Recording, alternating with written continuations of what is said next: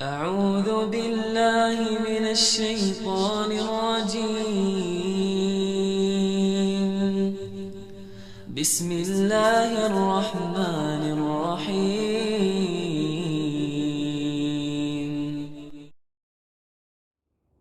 Assalamualaikum warahmatullahi wabarakatuh. Bismillah walhamdulillah thumma salatu wassalamu ala rasulillah habibina wa qudwatina Muhammad ibn Abdillah wa ala alihi wa ashabihi wa mawala wa man tabi'alah ila yaumil qiyamah. Wa ba'dah. Satu pertanyaan yang akan kita bahas dan kita ketahui jawabannya. Pertanyaan kali ini terkait dengan pernikahan. Tentunya pernikahan yang tidak biasa, pernikahan yang jarang terjadi seperti ini. Kalaupun terjadi, kita akan bertanya-tanya ini sah atau tidak. Tentang apa? Yaitu bapak tiri menikahi anak tiri, sah atau tidak. Kita akan membahas dan mencari tahu jawabannya sebagaimana yang ditunjukkan melalui fatwa dan penjelasan para ulama fikih tentunya. Ulama fikih tidak akan sembarangan dalam memberikan fatwa dan menganalisa satu hukum, karena otak dan hatinya penuh dengan Al-Quran dan As-Sunnah, utuh bahkan. Maka kualitasnya dari dulu hingga saat ini dan mungkin sampai nanti akhir zaman tetap diakui dan tetap akan dijadikan pertimbangan, bahkan juga dijadikan ketetapan hukum. Nah, bapak tiri menikahi anak tiri, bagaimana?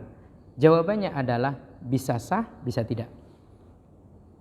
Kita ambil contoh yang sah. Anak tiri dinikahi bapak tiri, itu sah hukumnya. Karena sah, ya terus berlanjut, silahkan. Saya ambil contoh. Ada Ibrahim, usia 45 tahun, statusnya duda.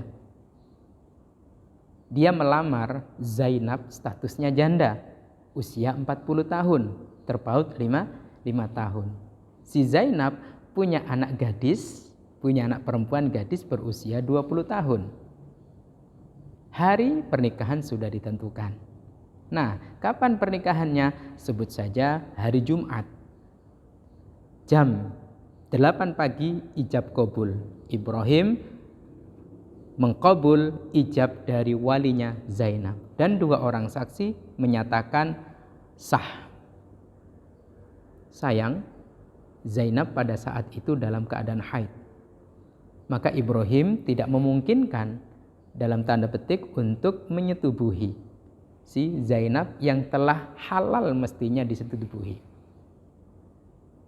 Dukhul tidak bisa. Kalau cium boleh masih. Dan yang lain boleh. Hanya satu, tidak boleh wati atau dukhul. Dukhul di sini adalah hubungan intim. Masuknya titik-titik ke titik-titik. Berapa hari? Sampai 8 hari ke depan.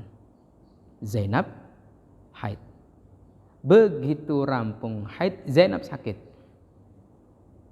Zainabnya sakit. Sehingga kemudian tidak memungkinkan lagi sang Ibrahim, sang suami untuk menyetubuhinya. Hubungan intim dengannya. Sakit terus, sakit sampai 1 bulan, bahkan sampai 2 bulan sakitnya tidak sembuh-sembuh. Akhirnya Zainab meninggal dunia karena sakit. Dalam keadaan belum disetubuhi oleh Ibrahim. Nah, setelah dimakamkan selesai, 7 hari, 40 hari merenung. Karena Ibrahim adalah laki-laki solih, Ibrahim adalah laki-laki yang mapan, Ibrahim laki-laki yang benar-benar kebapaan tanggung jawab. Akhirnya keluarganya bermusyawarah. Bagaimana kalau Ibrahim ini dinikahkan dengan anaknya Zainab, yaitu Badriyah yang usianya 20 tahun. Dilalah jodoh, ditawarkan kepada Badriyah. Badriyah mengatakan, mungkin diem saja atau bikin. Terjadilah kemudian pernikahan sah. Kenapa? Karena meskipun statusnya anak dan bapak tiri, tapi sang bapak tiri belum pernah dukhul, belum pernah hubungan intim dengan si ibunya, yaitu Zainab. Haid, sakit, terus meninggal dunia. Sah. Ini tentu tidak terpaku pada contoh ini ya. Silahkan contoh-contoh yang lain. Yang jelas intinya Ibrahim belum pernah hubungan intim dengan Zainab, istrinya atau ibunya Badriyah. Semula yang jadi istri adalah Zainab, kemudian berikutnya yang jadi istrinya adalah anaknya Badriyah. Sah hukumnya. Karena sah ya sudah selesai. Yang kedua, contoh yang tidak sah.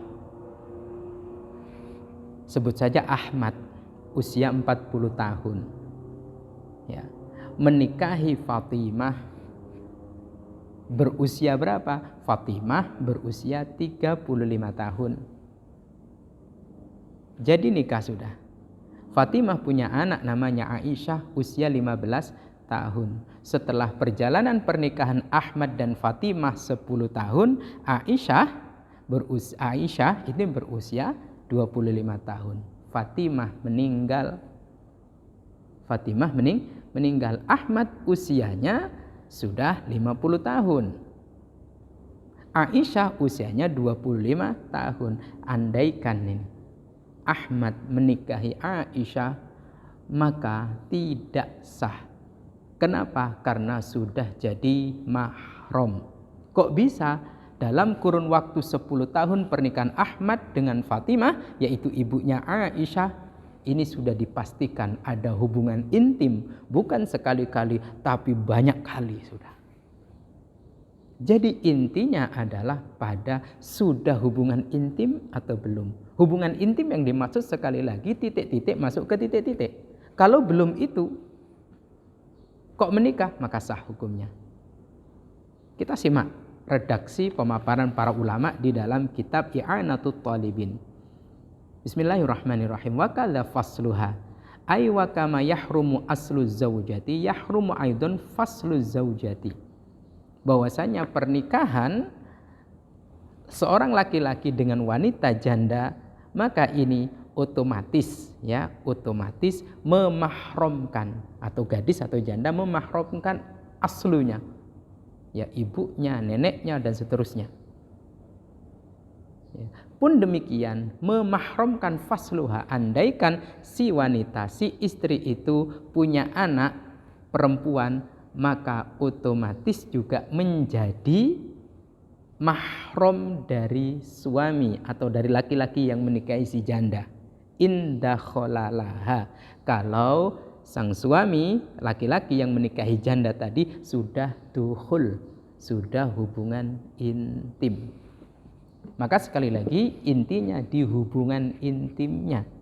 Jika bapak tiri itu telah hubungan intim dengan ibunya, maka tidak sah karena sudah jadi mahram. Tapi kalau belum, contoh Ibrahim dan Zainab tadi, hukumnya sah karena belum mahram. Karena mahramnya anak tiri itu kalau bapak tiri sudah berhubungan intim dengan ibu kandungnya si anak tiri.